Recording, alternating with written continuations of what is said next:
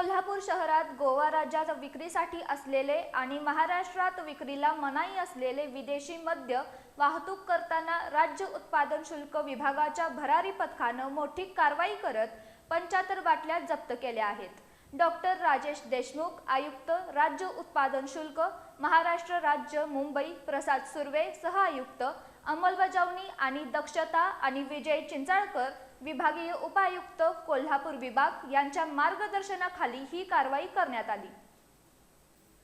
कोल्हापूर शहरात गोवा राज्यात विक्रीसाठी असलेलं आणि महाराष्ट्रात विक्रीला मनाई असलेलं विदेशी मद्य वाहतूक करताना राज्य उत्पादन शुल्क विभागाच्या भरारी पथकाने मोठी कारवाई करत 75 बाटल्या जप्त केल्या आहेत। ही कारवाई निरीक्षक किरण पवार यांच्या पथकाने 30 मार्च रोजी कोल्हापूर शहरातील प्रतिभानगर परिसरात पंचगंगा बँकेसमोर गुप्त माहितीच्या आधारे सापळा रचला। यावेळी मारुती सुझुकी कंपनीच्या वॅगनार क्रमांक MH12 GF 6732 या वाहनाची तपासणी केली असता कागदी बॉक्समध्ये लपवून ठेवलेल्या विविध ब्रँडच्या विदेशी मद्याच्या 75 बाटल्या आढळून आल्या। तक्रारीनुसार हे मद्य गोवा राज्यासाठीच अधिकृत असून महाराष्ट्रात विक्रीला बंदी आहे।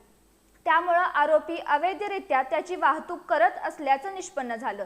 या प्रकरणात सागर शामराव देसाई, वय वर्षे 32, राहणार कोल्हापूर याला अटक करण्यात आली असून त्याच्या विरुद्ध गुन्हा नोंद करण्यात आलाय।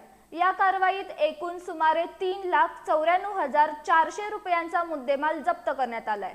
त्यामध्ये मद्याची किंमत 44,400 रुपये आणि वाहनाची किंमत 3,50,000 रुपये आहे। ही कारवाई निरीक्षक किरण पवार यांच्या नेतृत्वाखाली दुय्यम निरीक्षक YN Phatangare, SP Doiphode, RM Patil, सहाय्यक दुय्यम निरीक्षक सुरेश भंडारे, सुहास शिरतोडे तसंच जवान मारुती पवार, राजेंद्र कोळी, योगेश शेलार, राहुल कुटे आदींनी यशस्वीपणे पार पाडली।